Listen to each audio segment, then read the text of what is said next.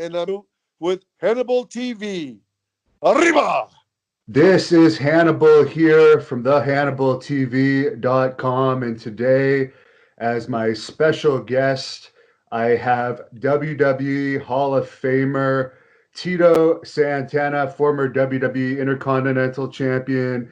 He's wrestled for the AWA, he's wrestled everywhere, which we're going to get into throughout the course of this interview. One of the wrestlers that's aged the best over the years. How are you doing today, sir? I'm doing very good. It's a pleasure to be here with you, and thank you for having me. Oh, it's my pleasure. I don't know if you remember it too well, but you did wrestle for me once many years ago against Jim Neidhart in Alberta. I do remember that. We didn't have a good turnout. Yeah, and it wasn't exactly one of your matches with Savage either. No, no. Oh, Neidhart wasn't a smooth worker. No. It's unfortunate he passed. I guess I may as well ask you about it now. Any memories of Jim Neidhart better than that night? Because I think that night he headbutted you in the balls or something off of you were trying to do a leapfrog, and I think he nailed you in the balls. Yeah, I just think, you know, the Anvil was battling, with pain pills and stuff like that. That he was, and sometimes he wasn't all there, And I think that was one of the nights where I don't know what the deal was. I didn't ask him, but he wasn't the same Anvil that I had known in the past. Now, as far as your athletic career, I believe you started off as a football player when you were in your youth. Is that right? Yes, I did. I started playing football in Texas when I was a freshman in high school. And you became recruited to West Texas State, a university known for its wrestlers who played football, I guess.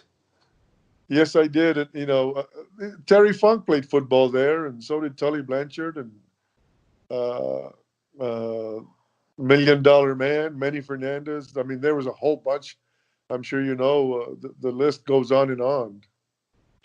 Were you on the same team as any of those guys at the same time as they played? Me and Tully Blanchard and the Million Dollar Man played it during the same time. Okay.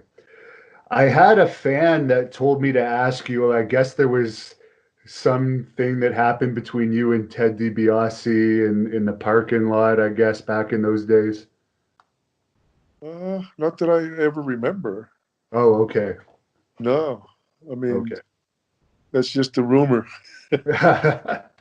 What are your thoughts on everything going on with Ted now? I guess there's a big scandal for, I guess, his ministries accepting several $1 million worth of money that was meant to go to help feed the poor. Well, I don't know if it's true or not, but if it's true, you're using the Lord's name to get ahead, and then something like this happens. To me, I don't have a lot of respect for something like that. It's how much money is enough? I mean, why do you have to rob from people to further yourself? Any favorite match with Ted over the years? I know you worked with him a lot.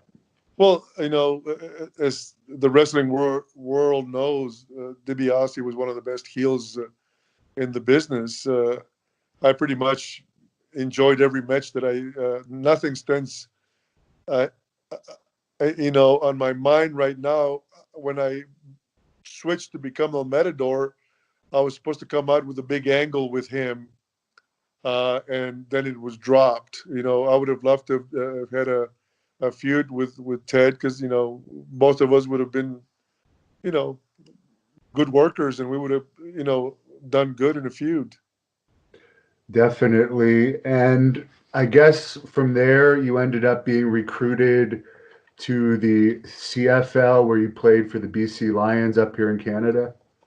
Yes, I was a free agent with the Kansas City Chiefs, and I spent 10 weeks there, and then I got cut, and then I ended up with the BC Lions, and I spent the rest of the year in 1975 and played pretty much the whole year 1976, and I was supposed to go back, but I got into wrestling and just never went back.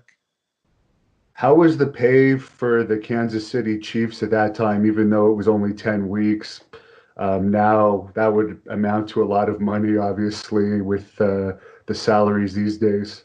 Well, back then, it was a lot different. I signed a contract for $18,000 for the year, which and there were some guys that were making less than I was. If you were making $100,000 then that was a lot of money. And for CFL, I'm guessing the pay wasn't great either if you ended up going into wrestling instead of continuing on with football. Yeah, as a matter of fact, I did get the first year full year, I had a $20,000 a year contract, which it was up from Kansas City, but it's a brutal sport, and to be making that kind of money, and then I started wrestling and started making the same kind of money, and knowing that a wrestler's career lasted a lot longer than a football player's career, it was an easy decision for me to make the decision when I, stopped playing football and went into wrestling. Were you recruited into wrestling by your fellow Texas or West Texas State alumni? Yeah, yeah. Uh, Tully Blanchard's father and Tully Blanchard started talking to me my junior year, and I wasn't a wrestling fan. I never watched wrestling. I wasn't interested, but Joe Blanchard threw up some figures that were way more uh, potential than I would have had as far as playing football. And after I played my second year in football, after my first year, I told Tully I want to play one more year, and then I want to break in. My intention was to just do it uh, in the off season from football, but you know, if you're going to go into wrestling and if you want to make it, you got to go 100%. And once I went for it, I decided to stay with it. I see. And what was the training like in those days to be a pro wrestler? I know it was usually a very protected business, but I imagine if Tully and his father recruited you directly, that maybe it would have been a little easier for you to break in. Well, it was a little easier. I was trained by Hiro Matsuda. Hiro Matsuda. I went to Florida. Me and Tully went to Florida at the same time. He had already been wrestling, so he just jumped in and he was on the card. Well, I was just learning. I was just working out in the ring with Hiro Matsuda, and Barry Orton was also working out. So Barry Orton's father got in the ring with him and I. So uh, I really didn't really get smart until a few workouts, but luckily the fact that Terry Funk knew me and Tully Blanchard, uh, uh, Hiro Matsuda kind of took it easy on me compared to what I heard that he did with some of the other guys. There was the rumor that he actually broke Hulk Hogan's leg, but we have heard over the years that Hogan tends to exaggerate things. Do you think that the leg was actually broken, or was it more of a maybe a sprain or something like that? I don't think, I don't know, but I never heard at the time that anybody's leg was broken. So but I wasn't there, so Right. who knows? But I don't think it was broken. Because Lex Luger was also trained by him, and I think Luger said similar to you. Well, the cardio and the squats and everything was tough. He wouldn't really rough you guys up too much if he respected you. Yeah, the training was tough. Luckily I was an athlete, and I knew that to make it in professional sports, you had to earn it and pay the price. Back then, if you broke in, you earned the right to be a wrestler. Did you work in Florida at all before you went back down to Southwest Championship Wrestling? Uh, I never went back to. I never wrestled for Tully Blanchard in Texas. I Okay, I ended up having about 4 matches, and then I went to Atlanta from there. Uh, okay. and then I started working pretty much regularly after about, let me see, I'm going to say 2 or 3 months. I was in Atlanta on the card, learning. Now, Bruiser Brody was another West Texas State alumni. Did you ever run into him at all when you were working the circuits? The only time I wrestled with Bruiser Brody, and I was in the AWA, and by that time I had, pretty good experience, and I was able to, take care of myself in the ring a little bit. Uh, you know, he was from West Texas State. I was from West Texas State, and he was a scary looking guy, and we were in the middle of the card, and I enjoyed working with him. He was over big time, but I think he was over big time in Japan more than anywhere else. And you mentioned you worked the Atlanta territory. That was one of the bigger territories at the time. How was your experience there? Well, it was on fire, and I was just learning. And what I tell a lot of the young guys now is I was able to uh, every night that I wrestled, I was wrestling with somebody that was better than me, and they were always teaching me, and they were, I was learning from the guys. And I mean, you had Dick Slater, you had Wrestling 2, you had, the Heels, the Anderson brothers, you had Don Cornoodle, Macho Man. We were underneath cards, and we were able to, teach each other quite a bit and learn. We were making a lot of mistakes because all of us were kind of pretty wet behind the ear, but we were learning pretty much every night. For me, they were better than me because they had more experience than me, so I was learning from them. And I guess Ole Anderson probably would have been booking at that time. Ole Anderson and Gene, his brother, were the bookers. How did you get along with them? I've heard mixed Uh, reports. you know, I have no respect for Ole. I can't stand him. He didn't know how to treat people right. He was kind of made racist remarks towards me and Mexicans, and you know he he knew the power that he had as a booker, and I think he abused it. I never really cared for him. When you say racist remarks, what type of remarks, for instance? Well, just come out right and call you Mexican, come here, or Oh, like so I like guess that may uh, have soured your experience.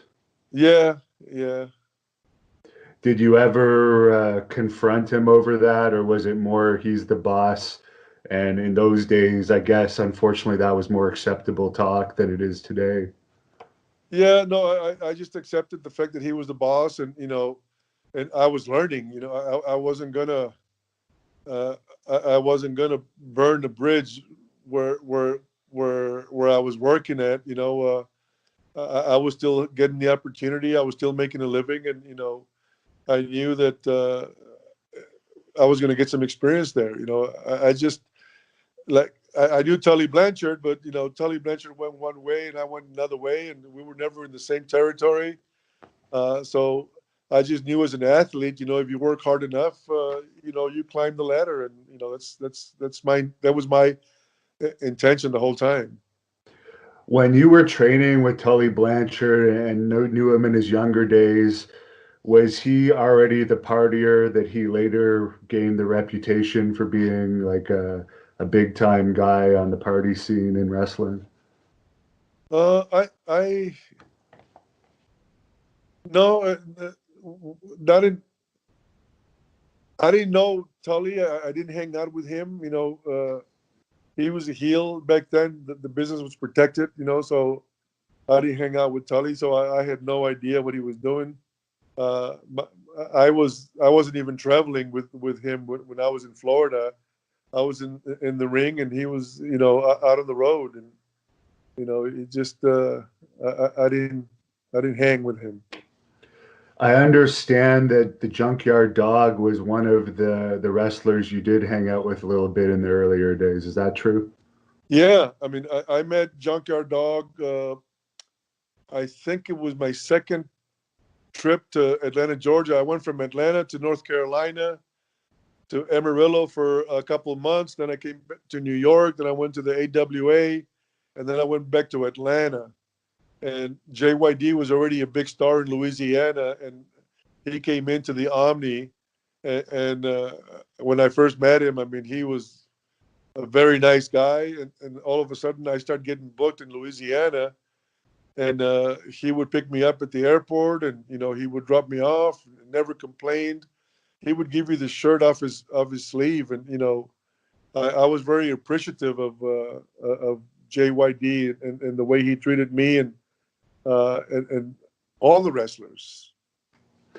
Do you think if he had kept his act together behind the scenes a little bit better, he could have been a star nationwide on a similar level to Hulk Hogan? Because I understand he was that big of a star in Bill Watts' territory. And when I was going to Bill Watts, every arena was sold out. He without a doubt, if he would have kept it together, he would have been as big a star as there is. I wouldn't doubt it if they wouldn't have put the world title on him. In New York. I mean, he was over, and he got over big time in New York also. I mean, he could talk, and he had charisma coming out of the yang yang. And you mentioned that you were also in the American Wrestling Association. What was your experience overall like wrestling up there for Vern Gagne? Well, Vern Gagne, I found it. You could live like a normal life. You didn't wrestle every night. You'd wrestle maybe 200 days a year. In the summer, business was slow, so he wouldn't run too many shows, and you could have a normal life. He'd run a big show, and there'd be only 5 matches, but every match every match could have been a main event all over the country. He had nothing but top stars there, and the fact that I was around all these top stars, I learned in the ring, and I learned how to do interviews, just by listening to the guys talk. Who were some of your favorite opponents from those years in AWA? Well, my first angle in the AWA was against Ednan Al-Kaisi. We did an angle. He had a girl that would come out and dance with him, and uh, do the whatever dance they do, and we ended up doing an angle, and that was a great experience. That was the first time that I was involved in a feud, and I realized, when you're in a feud, you have something to talk about. It makes it a lot easier when you do your interviews. Like it's a shoot, it's like a reel. You're talking about, almost like a fight, and it was a great learning experience. But I mean, I wrestled against John Studd. I wrestled against I think Baron von Raschke was a heel at some point. Uh, Dino Bravo. I mean, and then me and Rick Martel ended up teaming up, and we went against the high flyers. And I mean, we had some great matches, and you know, that was a great experience. Also, I mean, we had 1 hour matches with the high flyers, me and Rick Martel, and I learned a lot. There was a great, I had been in the business about 3.5 years when I got to the AWA, and it was a great experience for me. Did you ever wrestle Mad Dog Vachon when you were in that territory? No, no, Mad Dog Vachon was a baby face, and I mean, with a face like his, and the way he talked and the way he worked. I mean, but the people loved him. He was a heel all the way, but he was a legit. He could kick some butt. That guy. Oh yeah, I've heard he has an undefeated bar fight record. Yeah, I mean from what I understand, he wrestled in the Olympics, Yes. and he was legit, and he wouldn't back down from nobody. Did you ever wrestle Jerry Blackwell? Uh, no, I didn't get the honor of wrestling Jerry Blackwell, but there is another guy who you know was on fire. I got there and he was getting beat, all the time, and he would keep bragging undefeated, undefeated, and people started buying it, and all of a sudden, he'd get beat, but he'd keep saying that he was undefeated and never been beat, and all of a sudden, he gets over like Vern. Vern had a pretty great mind for the business, so he was over like $1 million. And you mentioned that you had a shorter stint in, I guess it would have been called maybe WWWF at the time. How was that experience? Well, at the beginning, I had only been in the business. Here's a guy that came from Mission, Texas, population 14,000 people. After about, I would say, 3 years, I make my debut in Madison Square Garden. It was unbelievable feeling, and the talent was different. The wrestling was different. This was a big man territory. Bruno Sammartino was a powerful man, and he wrestled against huge heels that he went up against, and uh, you know to be able to wrestle in arenas, 20,000 people, 24,000 people in Madison Square Garden, Baltimore, huge arena, Philadelphia, huge arena, Washington D.C., Nassau Coliseum. I mean, anywhere else you didn't have those kinds of attendance, and to be wrestling in front of those crowds, was a great experience.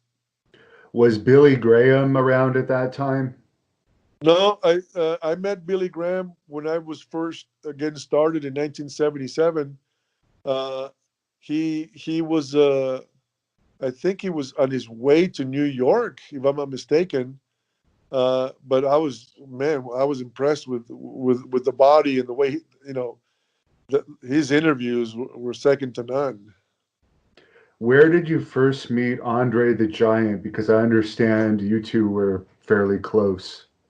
The first time I ever met Andre the Giant was when I decided to get into professional wrestling. He came to Texas and he was wrestling in San Antonio, and I had to referee his match. And I just, they didn't smart me up. Even as a wrestler, they didn't smart me up, and I was scared to death of Andre. But we became close. Then when I went to Atlanta and he flew into it, into Atlanta to do all the battle royals. He would do like 2 or 3 weeks of battle royals in Atlanta. Only told me to go pick him up at the airport, and I had a little Granada, and I picked him up, and I picked David Von Erich, who was about 6'6", 6'7", and Andre was in the front seat, and my little Granada had bucket seats, and Andre gets in the car and he leans back and he breaks my seat, so I ended up having to trade my car in. Uh, but if Andre liked you, he liked you. If he didn't like you, I mean, you'd know. And he liked playing cards with me, and I enjoyed playing cards with him. We played gin rummy or we played cribbage, and uh, you had to keep Andre entertained. Did you ever go out with him to eat or drink? Yes, I did. Yeah, but I didn't try to keep up with him. What was the most you ever saw him drink in a sitting? Because we've heard many stories over the years. Well, I didn't experience it, but I heard that he had 116 beers. But if you see him hold a beer, it looks like a shot glass, in his hands. I mean, his hands were like, I mean, they were like catcher's mitts, like a paw, and uh, he was a big man, and he drank all the time. from what I understand later on, Arnold Skolin in New York, I found out that the reason he was drinking so much is because he was in so much pain. I didn't realize, uh, what his body, the change of his body with the disease that he had was going through. But supposedly it was pretty painful. Would they allow him to drink in the dressing room in those days? Would it be no big deal if he wanted to do that? Yeah, yeah, Andre could do whatever he wanted to do. I mean, but I mean, the guy was a businessman. He always went in the ring. He was always there, and he always performed. Is it true that he really held something against Big John Studd? Uh, I I I just know for a fact that I remember we were doing the TV taping, and one of the top matches there was Andre against John Studd. They had a feud going on. The Giants. I from what I understand, I heard rumors. I don't know if it's true or not, but he wasn't too happy when John Studd started going in the ring. Climbing the top rope. Because up until then, Andre was the only one who ever climbed over the top rope. But man, I remember Andre, having the finish and chasing John Studd, and I mean John Studd would go through the locker room and he'd keep on running. He'd leave the building. No, he Andre wasn't anybody to mess with. I understand that it was Andre that got you your job in the WWE for your long run that you had there. Well, I was in. I started out in Georgia. I went to Charlotte. Then I went to Amarillo, Texas. That's where I went to college, and they, Blackjack Mulligan and Dick Murdoch promised me they were going to give me a big push and make me an intercontinental star. And when I get there, by that time I had been in the business, close to 2.5, 3 years, but I knew the business. And my first TV taping was against Stan Lane, and he was also coming in new, and Dick Mulligan wasn't there, and I believe Mulligan did want to give me a big push, but Dick Murdoch was a baby face, and he probably wanted to make sure that I didn't get over. So I go on my first TV taping, and he made me and Stan Lane go 10-minute draw, and I realized, I said, if they're gonna give me a big push, 10-minute draw on TV with an unknown, you know, it's not the way to go. I only lasted about 2 months there. And Andre came by, uh, again, like I said, Andre would come in and business would pop because he would start doing the battle royals all over the place. And by that time, I had become close friends. Whenever Andre would be around, he'd travel with me. I would pick him up at the airports. I would drive him around. I'd hang out with him at night. He even stayed in my apartment, and I let him sleep in my bed.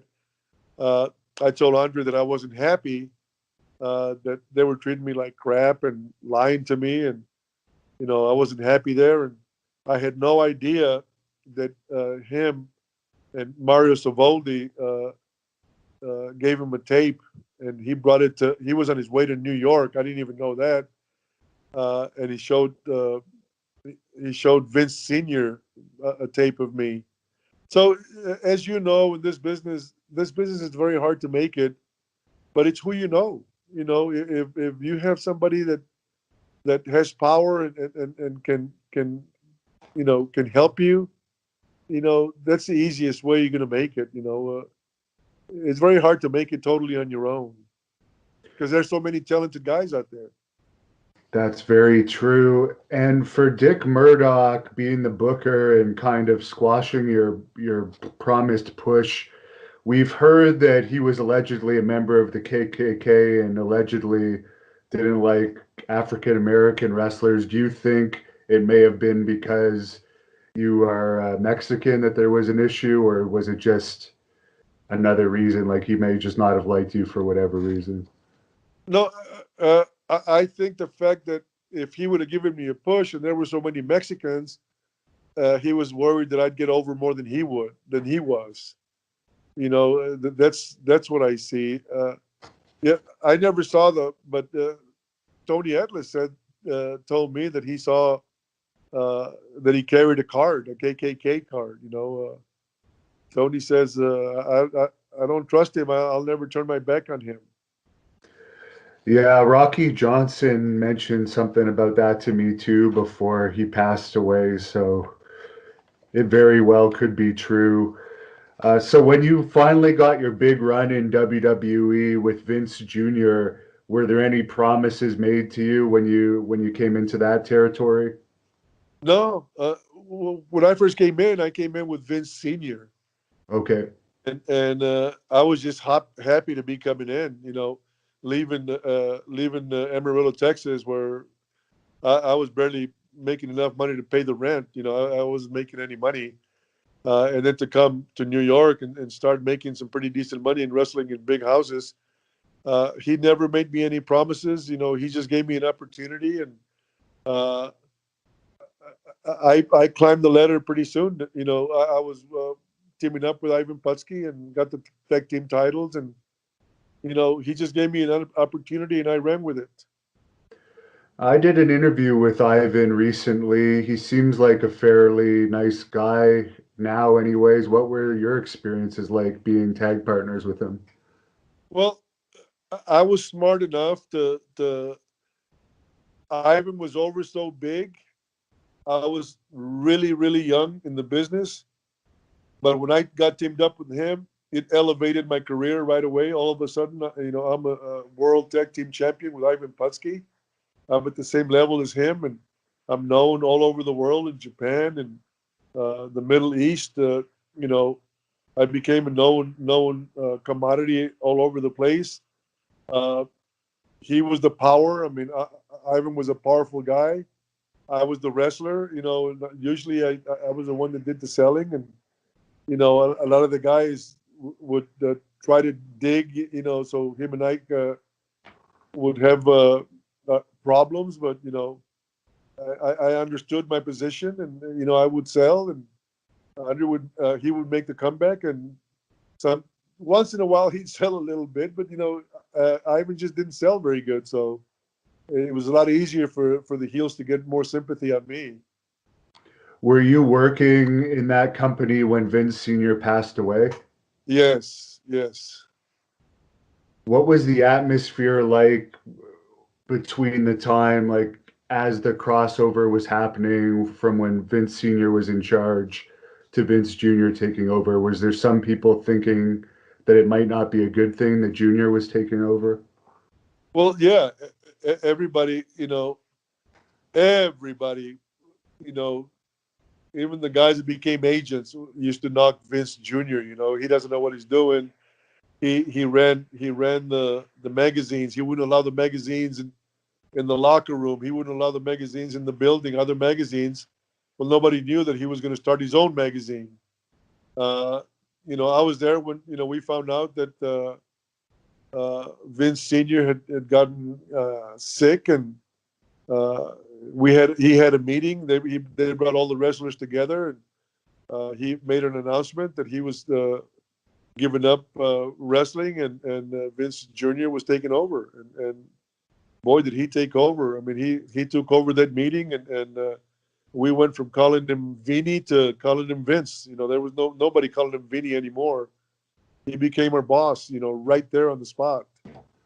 Was there some concern when Vince started moving into other people's territories that, for instance, if you're working with WWF at this time, maybe by jumping into other people's territories, you're going to get heat in the future if you lose your job or anything like that?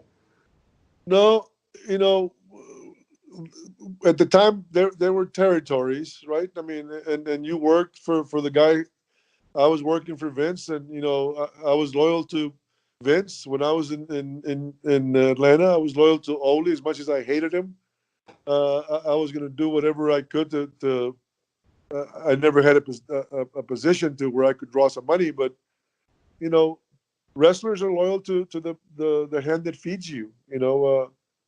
We were everybody was there we kept hearing that the problem was Ole Anderson was the one that came into to one of the New York towns, and I think it was in Virginia somewhere, and he wrestled in one of his towns first.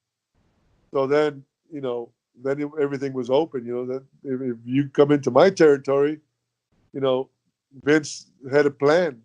Ole didn't have a plan. Vince had a plan, and he must have had some big money behind him because we'd come into the locker room and okay, we're going into Minneapolis. We're taking over Atlanta. We're taking over Louisiana. We're taking over. It's like every 3 weeks we come in and we were going into a different TV area, and kept growing. I see. Now, as far as you being a celebrity, obviously wrestling was big. You were popular in all the towns that you were working in. But when did you start to notice the national and international celebrity from working for the WWF?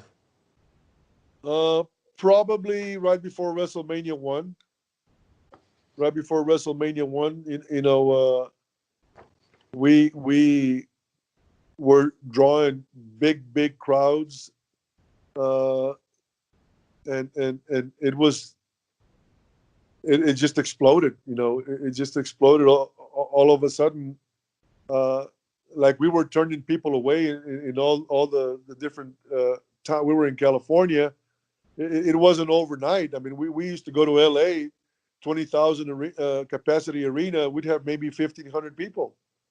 But everybody worked hard, and uh, Pat Patterson. I think George Scott was the booker. They had great storylines, and it just kept going up and up and up. And I happened to be in a great feud during that time. I think it was '85 with Greg the Hammer Valentine. I mean, there was pretty much everywhere we went. There'd be 20,000 people inside the arena and 20,000 that couldn't get in. It was just unbelievable.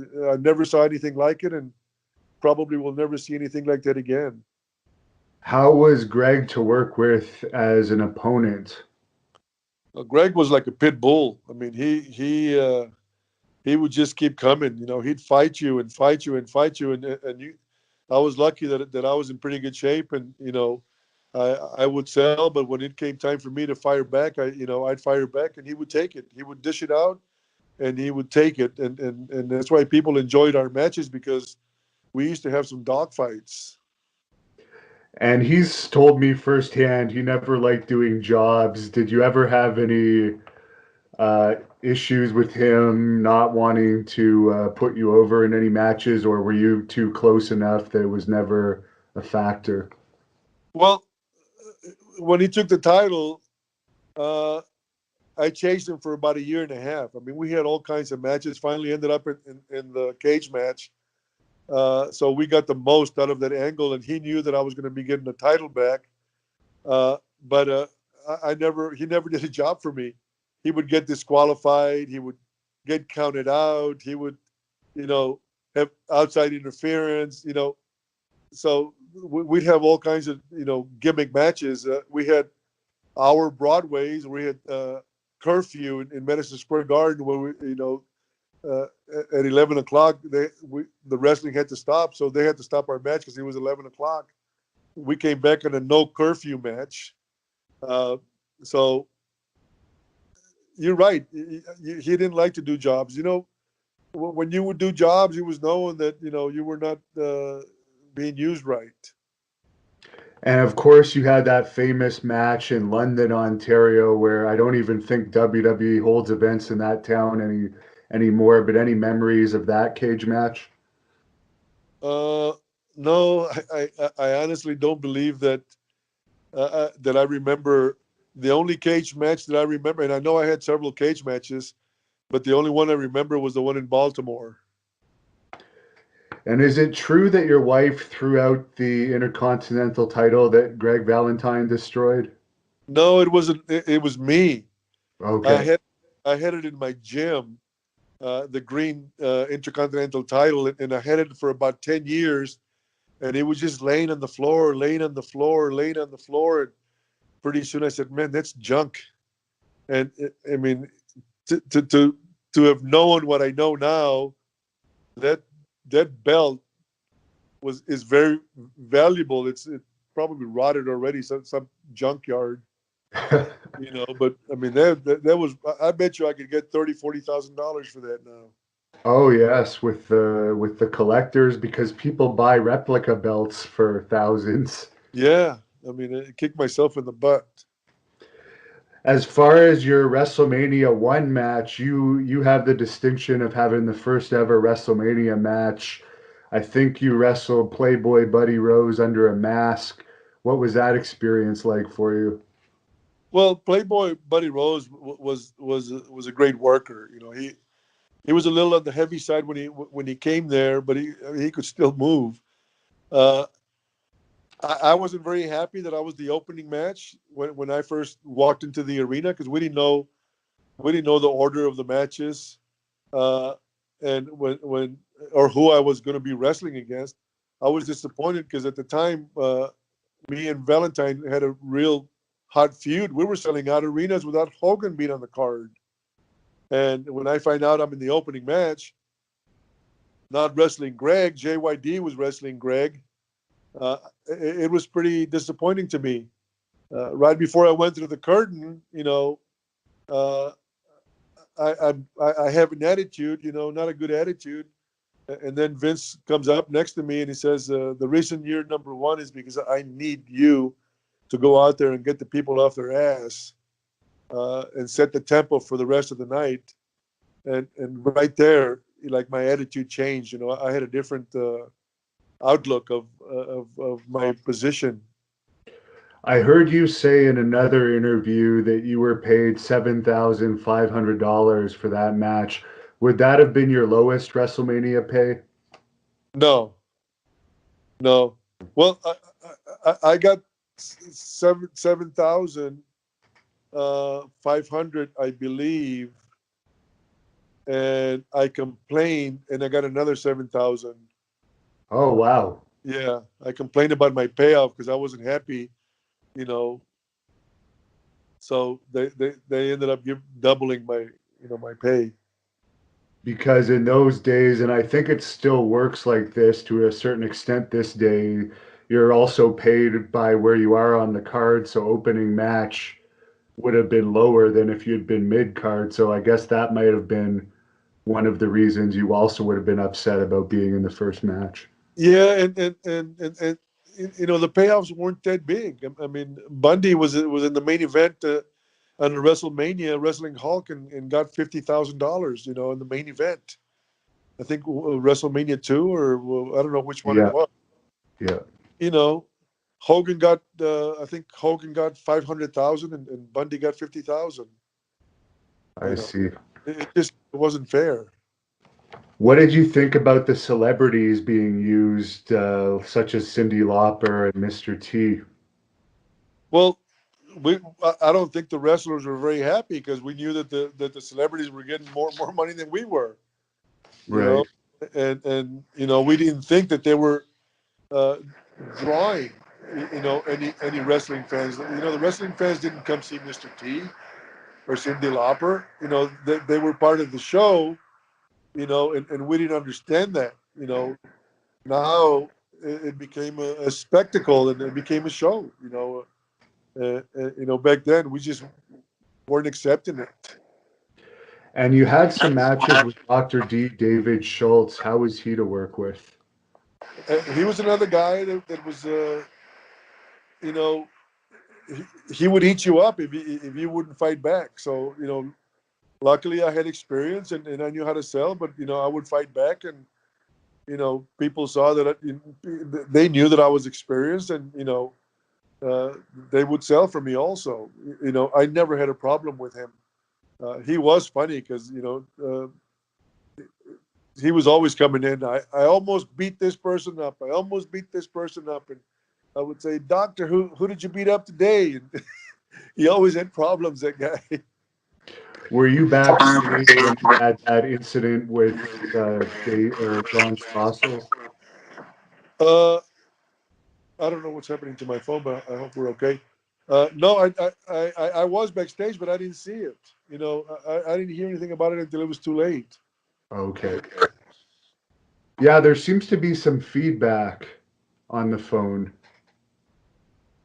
Um, as far as your feud with Macho Man, that was one of your most memorable feuds. How was it to be in the ring with him? Well, Macho Man was a great worker. I just wish we would have had a longer feud. You know, I think they cut the feud short because they had bigger plans for Macho Man and Elizabeth. He got over so big. I think getting the IC title for me uh, put him way on top. Pretty fast. But he was a great worker. I mean, he was a pleasure to work with. We've heard from guys like Ricky Steamboat, and I think even Hulk Hogan said it, that Macho Man liked to plan out his matches from start to finish. Was he like that with you, or were you guys more calling it on the fly? Uh, the very one time in Pittsburgh, he came out with about 3 pages. And he forgot it. Like he didn't come in with a lot of experience, Macho Man. He hadn't been used to working with the New York style. Uh, After the first time that he brought out the pages, for some reason we didn't use we didn't use any scripts. But I do understand that I remember he brought out a script, George Steele, and George Steele just took it and ripped it up and said, I don't do scripts. I go out there and you let George do George stuff. You work his gimmick.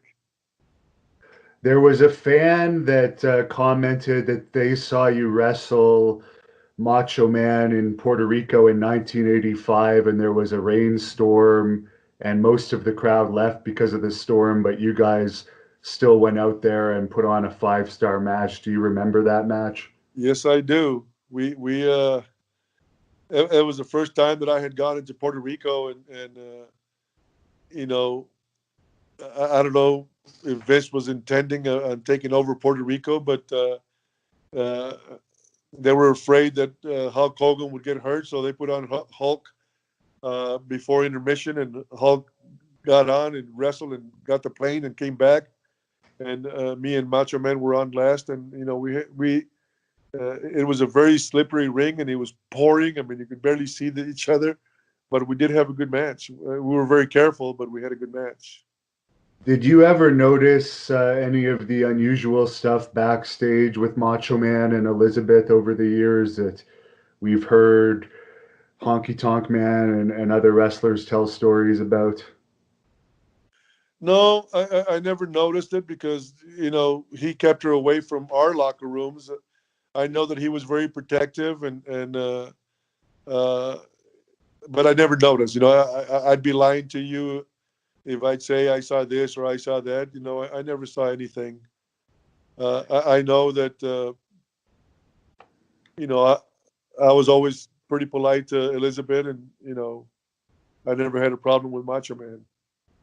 How was the backstage environment in WWE in the 80s? Because we've heard that there was a lot of cliques and sometimes there would be cruel ribs played and so forth. Well, the dressing room was wrestling is a fraternity, as you know. I mean, you're part of it. No matter who you are, if you're a wrestler, you're part of the fraternity and you're accepted.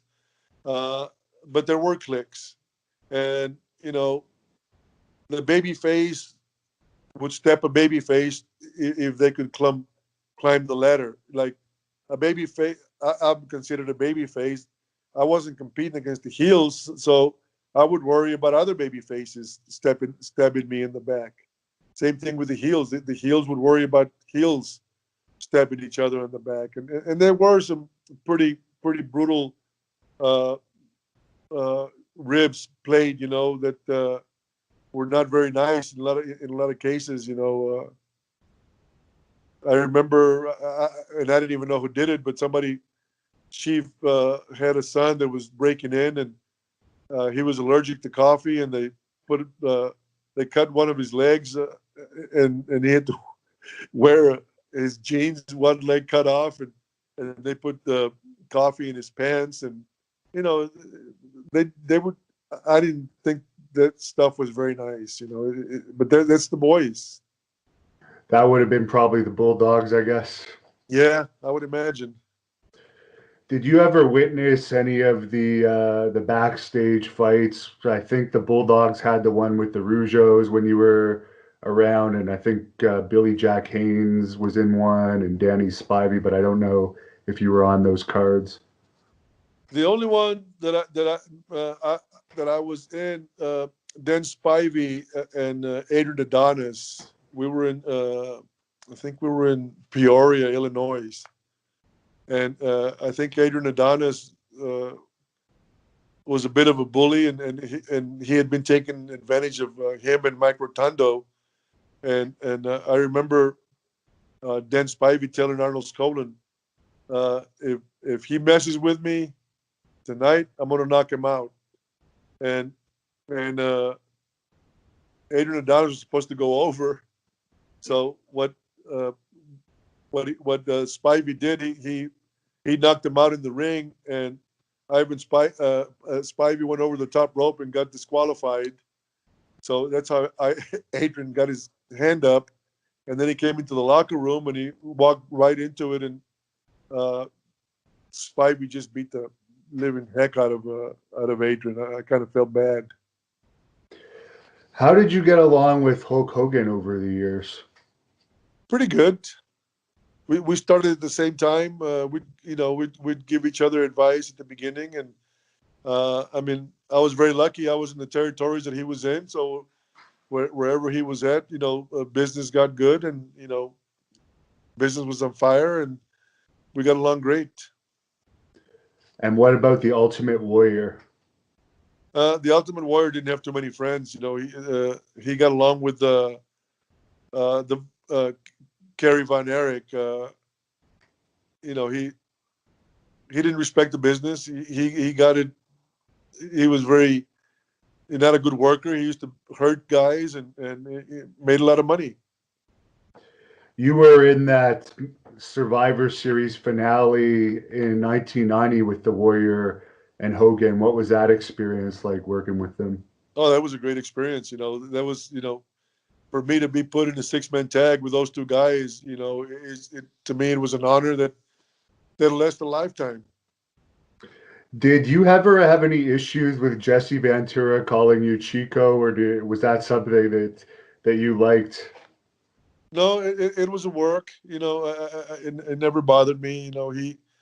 Jesse was over like $1 million by him calling me Chico. I knew that it helped my career. I've heard Jesse say you were one of his favorite all-time opponents.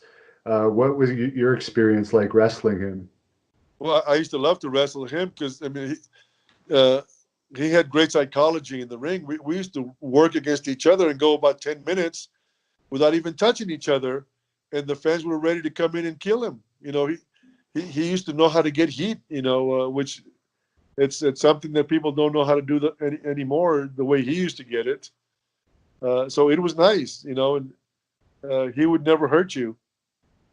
And it's safe to say he's one of the most successful wrestlers of all time for his political and movie careers. What are your thoughts on all of his success over the years?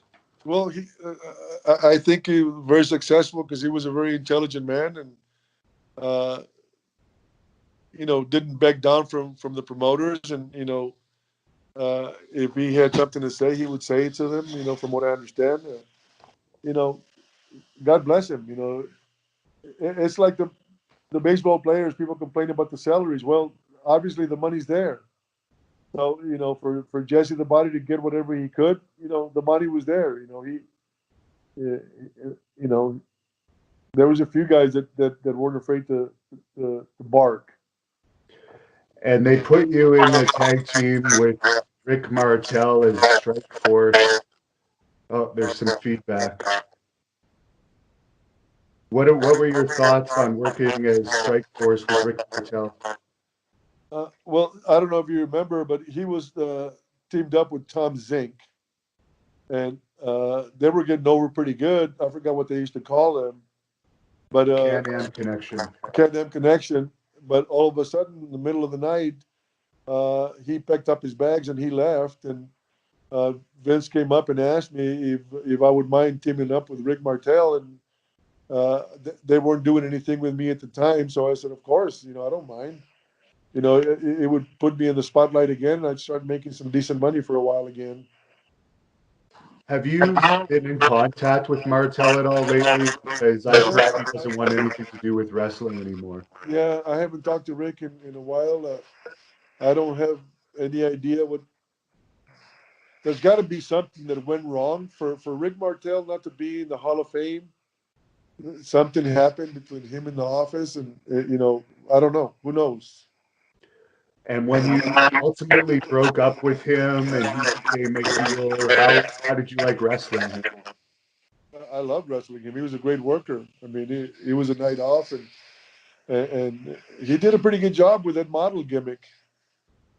Is it true you wanted to be heel? Yeah, before he came back, I asked Vince. I said, Vince, Rick is coming back. Is there any way that I can be the heel? And Vince says, no, you're going to be the baby face. I didn't realize that they had already planned this whole model thing probably for months, because he came back with, the model gimmick, and he was doing the interviews, fantastic. Rick was never a good interview guy, but all of a sudden he's doing a great job with the model. And as far as your match with the Undertaker in Spain, what was that experience like? Well, it was a great experience. I knew something was happening for me to go over against the Undertaker. I beat him, but Undertaker was a great worker. I mean, he never complained, and God, what a run he's had. Yes. What do you think about his longevity as a character? I think it speaks volumes of his work. I mean, I saw him work with Rey Mysterio, who's about 5'5", 5'6", and had great matches with the guy. Made the fans believe that there was a contest going on. There was some issue with you and Shawn Michaels on an airplane. Could you tell us that story? Yeah, I mean, I, uh, I was sitting. I never forget. I was sitting on 4D. I don't know why I remember 4D, but it's the seat that I had. And I got up to get something out of my bag that overhead that I had to put like a couple of rows back.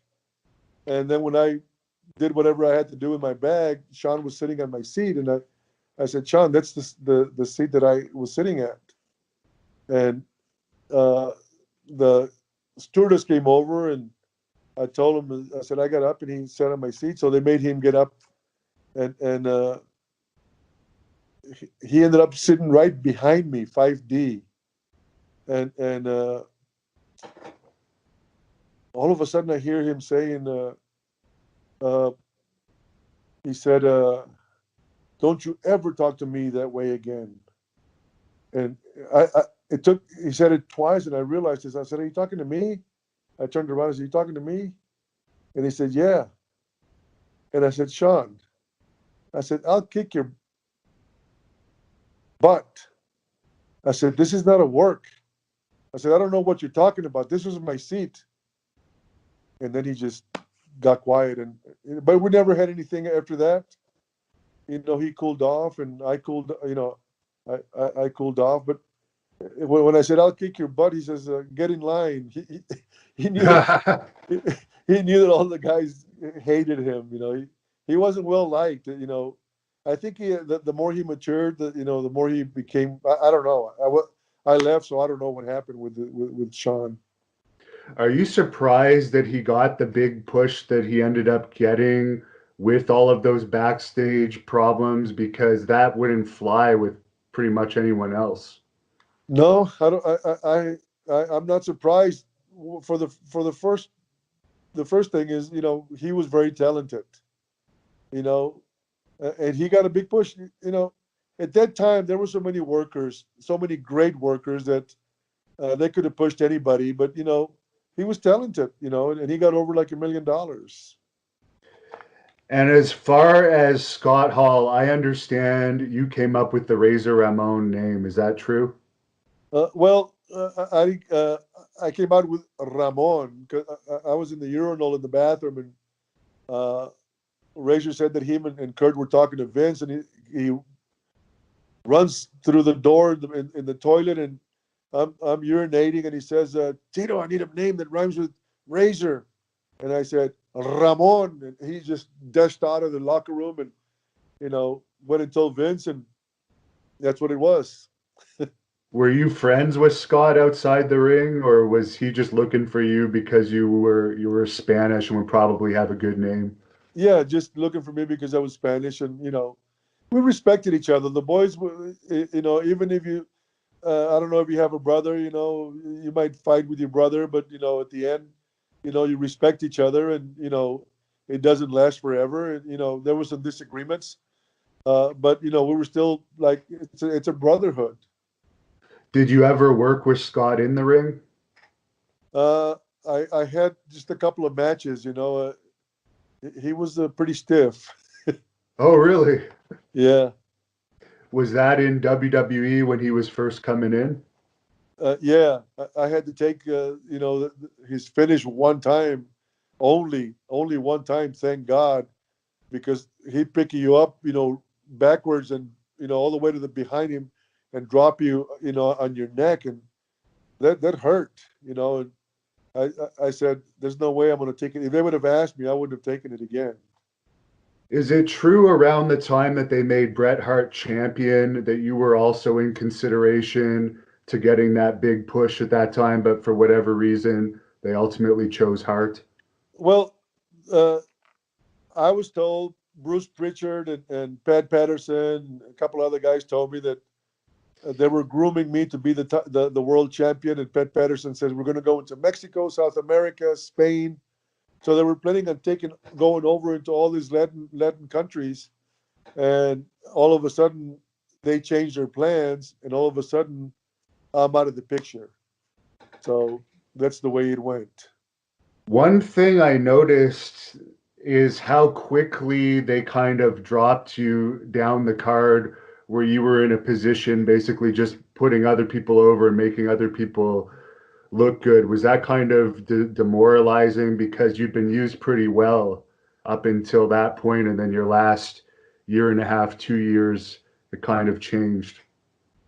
Yeah, I mean that's why. Well, I don't know when the run with the Strike Force ran out, uh, but I did. Yeah, all of a sudden, and Vincent. I mean, I had been in the WWE longer than anybody else had, and Vincent told me, he says, Tito, your your career stays from the middle to the top. You've been up and down, up and you never go below. But at the end, all of my buddies, they had fired all of my buddies or let everybody go, and I was one of the last ones to last there, and I just wasn't happy, just making ends meet, so I was just ready to go. Was there ever any contact with you in WCW after your WWE run ended? I know you worked for them a couple shots here and there, but what about a full-time deal? Yeah, Vince Russo wanted to talk to me, but I told him I wasn't interested on going on the road anymore. What about Eric Bischoff? Uh, or maybe it was Eric Bischoff who they wanted me to come to Houston, and they were going to make me an offer, and I said, I'm not interested in going out on the road. I spent too many years on the road. I want to be home. When When you I left WWE, I was done. I mean, I didn't want to be on the road anymore. when you did that one WCW shot, I think in Buffalo, New York, how was that experience for you, and how was the backstage environment compared to WWE? Well, it was completely different. It was. I didn't think it was as professional as the WWE. Uh, it was a good experience. We worked against Jarrett, me and Snuka and George Steele, and we all beat him. And uh, it was good. It was, I got a good payday and it was fun. And speaking of Snuka, just last question here. What are your thoughts on everything that's come out in recent years about Snuka's allegations regarding his ex-girlfriend, I guess?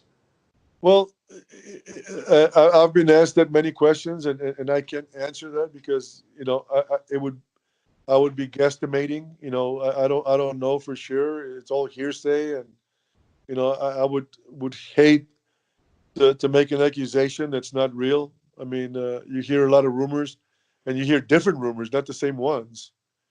So I just I wasn't there. I can't tell you what happened, and who knows.